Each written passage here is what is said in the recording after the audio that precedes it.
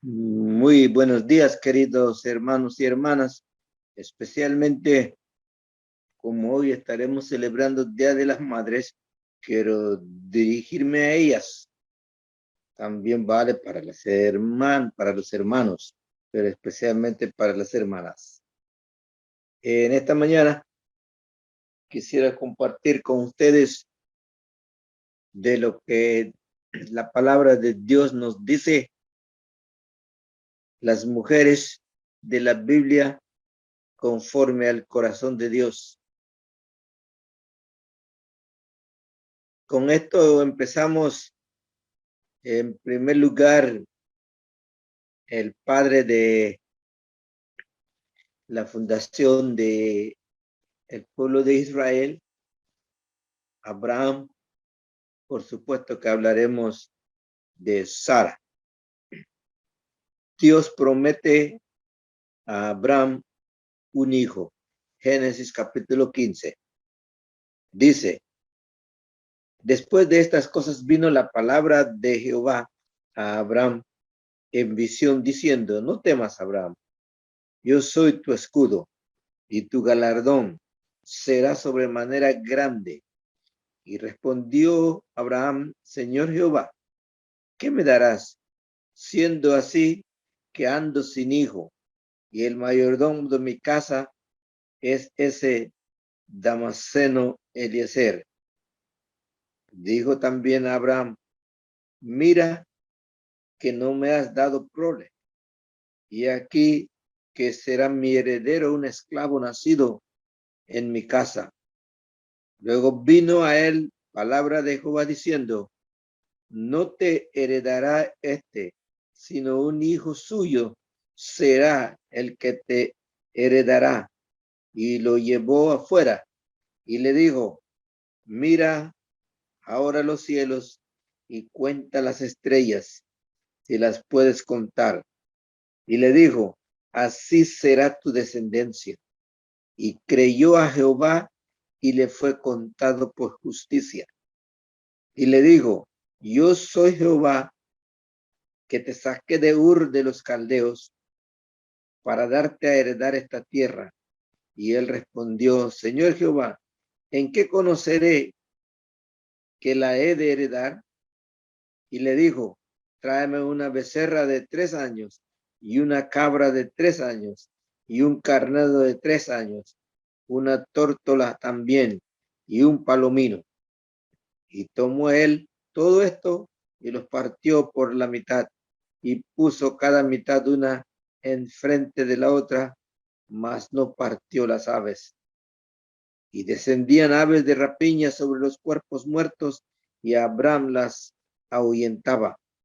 Mas a la caída del sol sobrecogió el sueño a Abraham, y aquí que el temor de una grande oscuridad cayó sobre él.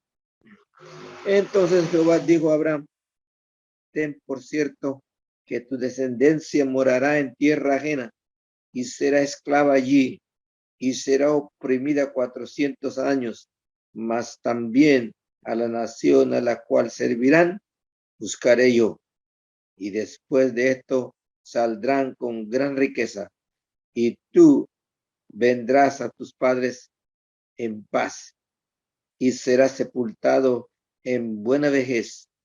Y en la 4ª generación volverán acá, porque aún no ha llegado a su colmo la maldad del amorreo hasta aquí.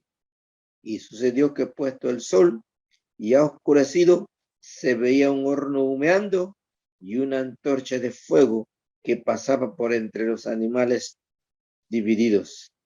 En aquel día hizo Jehová un pacto con Abraham diciendo: a tu descendencia daré esta tierra, desde el río de Egipto hasta el río grande, el río Éufrates, la tierra de los ceneos, los ceneseos, los cadmoneos, los eteos, los fereceos, los refaitas, los amorreos, los cananeos y los ergeseos y los jebuseos. Padre, gracias por esta porción de tu palabra, tu promesa. Te damos las gracias porque siempre tú cumples. Gracias, Señor, en Cristo Jesús. Amén. Quiero empezar hablando acerca de las mujeres de la Biblia conforme al corazón de Dios. Por supuesto que pensamos en primer lugar, en realidad, en Miriam o María, que es otro nombre conocido. Por desgracia, los teólogos, los hombres, han tratado de tergiversar la historia, diciendo de que María fue concebida sin pecado. Y esa es una de las mentiras que hay, porque no encontramos en la Biblia ninguno de estos, ni la profecía. Eso fue una invención de la iglesia para sostener una invención teológica que Jesús tenía que nacer de una mujer sin pecado para que él naciera sin pecado. La palabra de Dios dice, Pablo dice, por cuanto todos pecaron, están destituidos de la gloria de Dios. Todos. Aquí cuando habla todos, está hablando a la humanidad, lo humano. Eso incluye la mujer. La palabra todos incluye hombre y mujer. Entonces, queridos hermanos, es una invención para sostener de que María nació sin pecado, la Inmaculada Concepción. Una vez más, eso no es bíblico. En segundo lugar, sostiene de que María se mantuvo virgen y desconocen todas las palabras de Dios que habla de que María también estaba, al igual que otros apóstoles, esperando la salvación. Ella tuvo que pasar la misma manera como todas las personas para ser salva. Y sostienen de que ella se mantuvo virgen y que no tuvo otro hijo o hijos, ni siquiera tuvo la relación, después la relación sexual con José. La misma palabra en Mateo nos dice que cuando José vio que ella estaba encinta, él quiso dejar secretamente, porque eso significaba de que ella había cometido el adulterio. Ese es otro de los puntos claves de que cuando la palabra hebrea habla de virgen, no tiene el mismo concepto que utilizamos en español. Cuando una mujer no puede tener hijos, se puede considerar virgen. Casada, tiene marido, tiene relación sexual, pero ella es virgen en el sentido de que no puede concebir porque no ovula. Este es lo que sostienen Torah, la enseñanza de la palabra de Dios. Y esto como que quien dijera que el matrimonio como si fuera un pecado. Casualmente, es otra invención de que no se casan, aunque ellos reconocen o dicen, sostienen de que Pedro fue el primer papa, pero si él estuvo casado.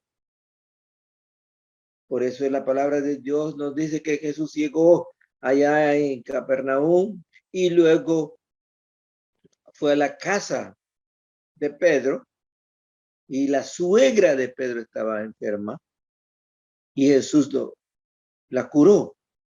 ¿Qué quiere decir? Pedro estaba casado. Perdón, estaba casado. Bueno, así podemos ver de que el matrimonio no es nada malo dentro del parámetro que Dios ha puesto. Sara se puede considerar virgen por el hecho de que no, como dice, ya no tenía las costumbres de la mujer. Es decir, ya estaba en la menopausia. Ella tenía 70 años, a ver, 65 años. Cuando Dios, precisamente esa lectura que estamos teniendo, promete a Abraham, te daré un hijo. Y Abraham dice, ¿cómo lo reconoceré? Por otro lado, tú no me has dado hijos y el esclavo nacido en mi casa heredará. Y Dios le promete diciendo, no será así, su hijo es el que heredará. Dios prometió. Sara dice que ya era anciana y había cesado las costumbres de la mujer, es decir, estaba en la menopausia. Es precisamente allí está el milagro de Dios. Dios es el que abre, para él no hay nada imposible. Por supuesto que es bastante difícil una mujer ya teniendo ahora, cuando Dios le promete un hijo y nace Isaac, dice que Abraham tenía 100. Y como había una diferencia de 10 años con Sara, así que Sara tenía 90 años. Y sabemos de que cuando los ángeles visitaron a Abraham, cuando le dijeron, de aquí a un año tendrán un hijo, por supuesto que era difícil de creer. Abraham creyó y Sara se reía. Dice, ¿cómo va a ser posible? Sí, hermanos, para Dios no hay nada imposible. Pero veamos la vida de Sara. Yo encuentro en la vida de Sara una mujer fiel, la fidelidad de Sara. Sara, cuando nació Isaac, ella es la que educó la fidelidad, educó en la palabra de Dios. También debe haber sido una mujer de oración. Es por eso encontramos aquí cuando nos dice que mujeres conforme al corazón de Dios. Isaac, un hijo nacido conforme a la promesa. Esto es en cuanto a la vida de ella. Lo mismo podemos encontrar. Isaac con Rebeca llegan a tener a Jacob. Por supuesto, Esaú y Jacob. Y sabemos la historia de Jacob. Se va y se encuentra con su tío Labán, que en realidad se encuentra con Raquel, aquella jovencita que vino a dar de beber el agua al ganado de su padre, a sus ovejas. Y Jacob ayuda a mover la roca del pozo que estaba en el pozo. ¿Por qué yo hablo de Raquel? Jacob se enamora de esa bella mujer. Nos dice la palabra de Dios que su hermana Lea era de ojos sin expresión, inexpresivo. Pero Raquel era hermosa. Y Jacob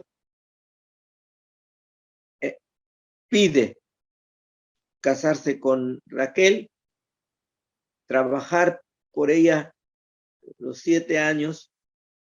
Y sabemos la historia de que Labán entrega a Lea. Según la costumbre, dice él, de que no puede ser que la mayor, o más bien la menor, se case antes que la mayor. Ahora, Jacob no está de acuerdo, pero era la costumbre, dice, y se casa. Pero otra vez promete trabajar otros 7 años por Raquel. Ese es el amor. Cuando hay amor, puede haber todas las dificultades, obstáculos, pero trabajará para conseguir el deseo del corazón de un hombre. El punto es para mí, dice Jacob, que amaba más a Raquel que a su hermana Lea. Y toda la historia que nos cuenta, el punto clave que quiero compartir con ustedes es ese caso. Raquel no podía tener hijos. Raquel, vemos cómo pedía a Dios, o inclusive a Jacob, que le diera el hijo, y con justa razón Jacob responde, ¿acaso soy yo Dios? Bueno, Dios escuchó la oración de Raquel. Ahí está precisamente mujeres conforme al corazón de Dios. Ella pide a Dios y Dios le concede. Ella no podía tener hijos. Ella era estéril. Pero ahí es precisamente el milagro. Dios interviniendo, porque para él no es nada imposible.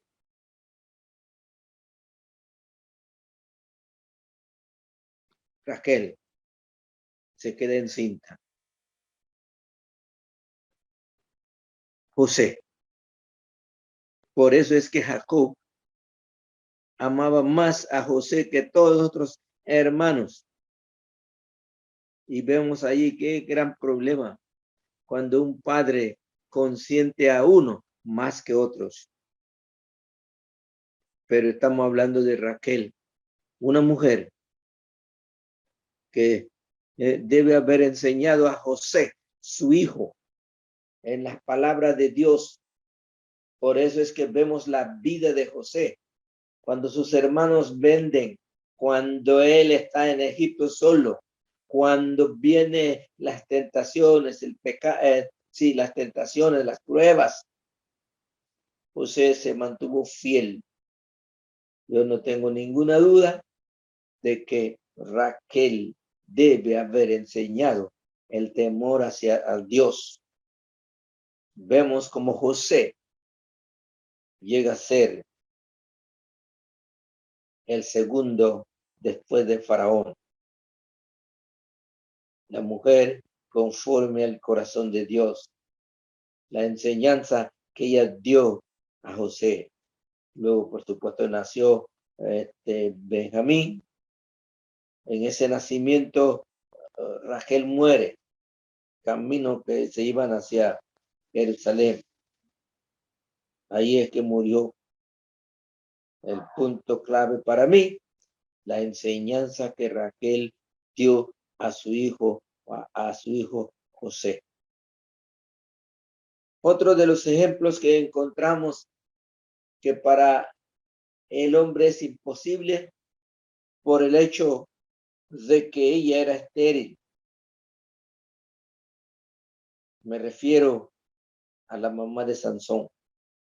En Jueces capítulo 13 nos dice que la esposa de Manoa estaba en el campo y aparece un ser y le dice a la esposa de Manoa, tú eres estéril, pero Dios te dará un hijo, un milagro. Dios abriendo y resolviendo los problemas que ella tenía. Y luego encontramos cómo corre, comparte con su esposo Manoa, de que un ser me dijo esto y esto y esto. Y encontramos otra vez el caso de Manoa pidiendo de que si de quién es, no preguntó el nombre. Bueno, estando otra vez en el campo ella, mire, ¿qué estaba haciendo en el campo? Una mujer trabajadora. Otra de las características de las mujeres conforme al corazón de Dios. La fidelidad de mamá de Sansón. Cuando el ángel le da la instrucción cómo debe educar al hijo. Y encontramos Sansón, a pesar de todo lo que hizo, él se mantuvo fiel sin apartarse de las enseñanzas de su mamá, es decir, sin apartarse de la palabra de Dios, la fidelidad. Así que es muy importante a las mamás esa fidelidad, que años después vemos el producto, los resultados de las enseñanzas, de la educación que dan a sus hijos. La mamá de Sansón. También tenemos otro caso, otra mujer estéril en la Biblia. No podía tener hijos. Dice la palabra de Dios que ella lloraba, buscaba consuelo en la palabra de Dios. Y nos dice en el primer capítulo de Primera de Samuel de que el papá y ella, la mamá, en el caso de la mamá de Samuel, iba todos los años a entregar el sacrificio a Dios. Y estando en el templo, sabemos la historia, cómo ella oraba. Y el sacerdote veía esto y le decía, mujer borracha, digiere tu vino. Y ella le responde, no estoy borracha, sino que tengo mi alma destrozada y yo tengo, estoy orando a Dios, Dios que me dé. ¿Qué pidió? Pidió un niño. Y no solamente pidió el niño y le dijo a Dios, si me entregas un niño, se lo devuelvo. La promesa que hizo a Dios y ella cumplió. Y lo extraordinario que siempre yo veo, que cuando nosotros pedimos a Dios en oración, Dios siempre nos da y no solamente nos da lo que pedimos, nos da más allá de lo que pedimos, porque Samuel fue entregado para Dios, pero Dios le concedió otros hijos más a Ana. No solamente hijos, también las hijas, hermanas.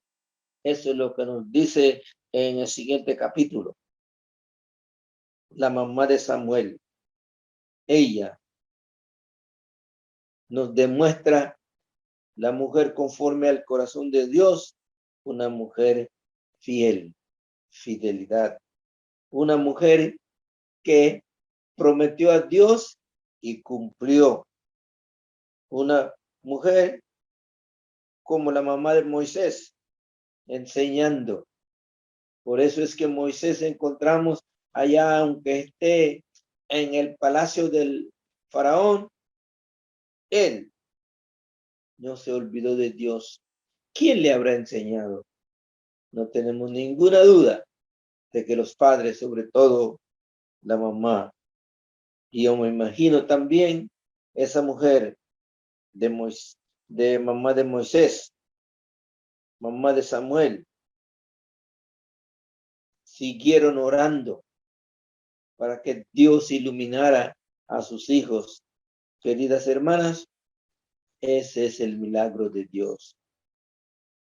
Y conforme a la hermenéutica que tenemos, que sabemos, cuando Dios hace el milagro, abriendo el matriz cerrado, Dios abriendo esto, se le llama, se le considera hijo de Dios. Hijo de Dios no en el sentido de que él ha tenido una relación como tienen la filosofía helenística, la filosofía griega. Sostiene que los dioses pueden tener relaciones con el hombre o humano, con lo humano, con las mujeres, y entonces nace, como el caso de Zeus, relación con una mujer humana, una persona, nace Hércules o nace Mercurio, nace otros dioses de acuerdo con la mitología griega.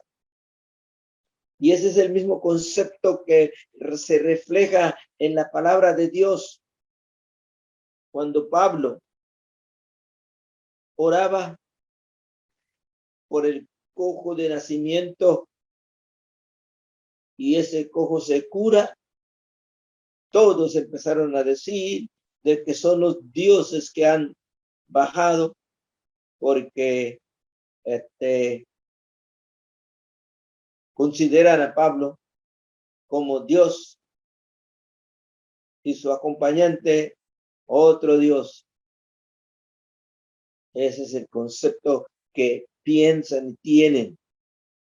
Pero encontramos de que sabemos de que no es Pablo que hizo el milagro, sino que él oró y se hizo el milagro, Dios lo hizo, Dios curó. Y él dijo, hermanos, de que son personas y humanos y que pudieron predicar la palabra de Dios. Como el mundo romano, la filosofía griega ha influido en nuestras vidas, en nuestro pensar. Y sabemos que es difícil. Dice, a Moisés le fue mucho más fácil sacar a los israelitas de Egipto que sacar de Egipto a los hijos en el corazón de Israel. Es decir, qué difícil fue sacar del corazón de los israelitas su filosofía egipcia, su mundo egipcio. De la misma manera, para el cristianismo ha sido difícil sacar de Roma los pensamientos, las enseñanzas. Casualmente nosotros vemos allí 2 días de la semana. Miércoles viene del dios Mercurio. Jueves del dios Júpiter. Hermanos, por eso es que dice la palabra de Dios, hermanas, no os conforméis a este mundo, sino renovaos vuestro entendimiento. Queridas hermanas, es un privilegio que Dios le ha concedido que ustedes puedan guiar a sus hijos, a sus hijas en la enseñanza de la palabra de Dios, cuando son niños y van creciendo, qué privilegio Dios le ha dado de que ustedes pueden ver sus hijos y sus hijas dedicados al Señor. Pero aquellos que no tienen ese privilegio porque se han apartado del Señor, sus hijos e hijas, sigan orando, porque Dios es fiel. Dios responderá la oración, la petición, el deseo del corazón de ustedes que quieren ver a los hijos e hijas dedicados todos al Señor. Amén. Oremos. Señor y Padre Celestial, en esta noche elevamos nuestra gratitud por todas tus bondades. Señor, perdónanos porque te fallamos y te pedimos, Padre Celestial, que seamos fieles a tu santa palabra, las enseñanzas que tú nos das. Gracias te damos, Padre Celestial, por cada madre, especialmente las madres de nuestra iglesia, que sean de tremenda bendición en sus hogares y en nuestra iglesia, su iglesia, Señor. Gracias. Amén.